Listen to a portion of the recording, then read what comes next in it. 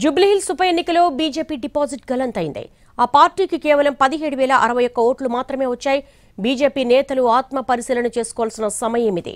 ఎందుకిలా జరిగింది? ప్రత్యామ్నాయం తామే అన్న బీజేపీని జూబ్లీహిల్స్ ప్రజలు ఎందుకు నమ్మలేదు? Let's watch. జూబ్లీహిల్స్ ఉప ఎన్నికలో భారీ పరాజయాన్ని మూటగట్టుకుంది బీజేపీ. కేవలం 8.76% ఓట్లతో డిపాజిట్ కూడా తెచ్చుకోలేకపోయింది. పూర్తిగా అర్బన్ నియోజకవర్గం అయినప్పటికీ సత్తా చాటలేకపోయింది కమలదళం.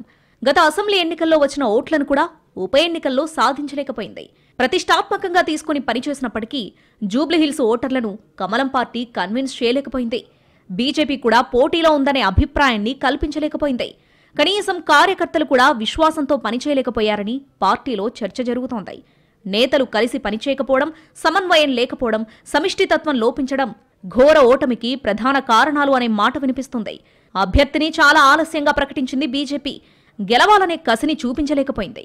పార్టీ కార్యకర్తలు ఓటర్లను ఒకటి కన్నా ఎక్కువసార్లు కలిశారు. అయితే వాళ్ళని కన్విన్స్ చేయలేకపోయారు. గతంలో దుబ్బాక, హుజూరాబాద్, మునుగోడులో చూపించినంత చొరవ జూబ్లీహిల్స్లో చూపించలేదు. బీజేపీ కూడా గట్టి పోటీ ఇస్తుందని, ఆ పార్టీ కూడా సీరియస్గా తీసుకుందనే అభిప్రాయాన్ని ప్రజల్లో కల్పించడంలో కమలదళం కలిసికట్టుగా విఫలమైంది.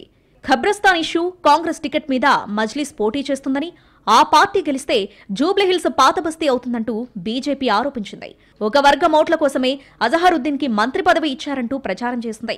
ముఖ్యమంత్రి వ్యాఖ్యలను కూడా తప్పుబట్టింది. ఈ అంశాలను ప్రజల్లోకి బలంగా తీసుకెళ్లడంలో బీజేపీ ఫెయిల్ అయింది. బీజేపీ గెలుస్తుందనే విశ్వాసం ప్రజల్లోనే కాదు, పార్టీ కార్యకర్తల్లోనూ కల్పించలేకపోయింది. హిందుత్వ, జాతీయవాదాన్ని ఎజెండాగా తీసుకున్నప్పటికీ ప్రజలు పెద్దగా పట్టించుకోలేదు. కార్యకర్తల్లోనే భరోసా లేకపోతే ప్రజలకు విశ్వాసం కల్పించడం సాధ్యం కాదు. బీజేపీ విషయంలో జూబ్లీహిల్స్లో అది కనిపించింది. ప్రతి పార్టీకి ఓటు బ్యాంక్ ఉంటుంది. వారి ఓట్లు ఆ పార్టీకే పడతాయి. న్యూట్రల్ ఓటర్లే ప్రతి చోట కీలకం. వారు మొదటి 2 స్థానాల్లో ఉన్నాయని ప్రచారం జరిగే పార్టీల వైపే మొగ్గు చూపుతారు. మొదటి 2 స్థానాల్లో బీజేపీ లేదని ప్రజలకు అర్థమైంది. దాంతో కమలం గుర్తును జనం పట్టించుకోలేదు.